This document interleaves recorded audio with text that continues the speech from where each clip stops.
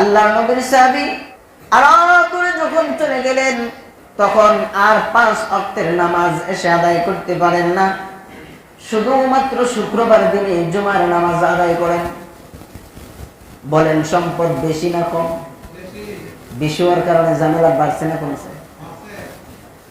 প্রথম 5 ওয়াক্তের নামাজ নবীজির পিছনে মসজিদে নববীতে পড়তেন, কিছু বেশি হওয়ার কারণে 3 ওয়াক্ত ছেড়ে দিয়েছেন।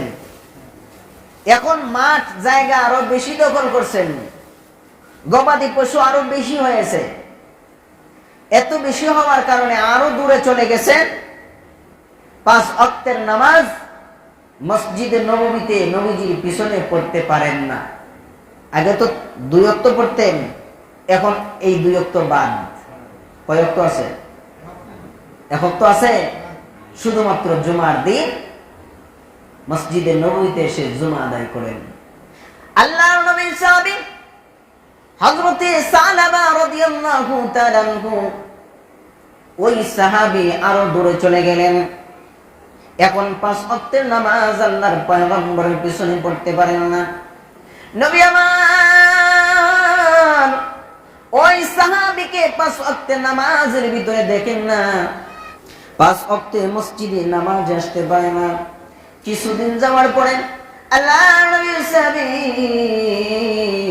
হযরত সালাবা রাদিয়াল্লাহু তাআলা আনহু এখন জুমার নামাজে আসতে পারেন না।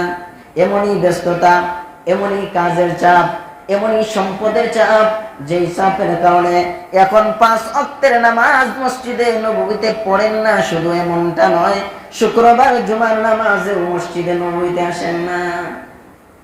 সম্পদের ঝামেলা বাড়ছে না কমছে? আল্লাহ নবী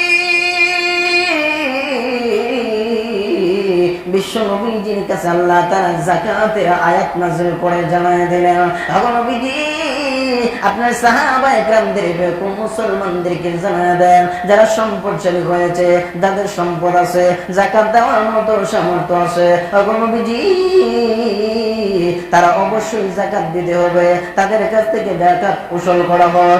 আল্লাহর পয়গম্বর বিশ্ব নবীজি সাহাবায়ে কেরামদেরকে দায়িত্ব দিলেন, আমার সাহাবীরা যাও যাও, যে সমস্ত মদিনার ভিতরে ধনাঢ্য ব্যক্তিরা আছে, যাকাত দেওয়ার সামর্থ্য আছে, রে আমার সাহাবীরা এদের কাছে যাকাতের হিসাবটা দিয়ে আসো, পরিমাণ মোতাবেক যাতে হিসাব নিকাশ করে যাকাত উসুল করে দেয়, আদায় করে।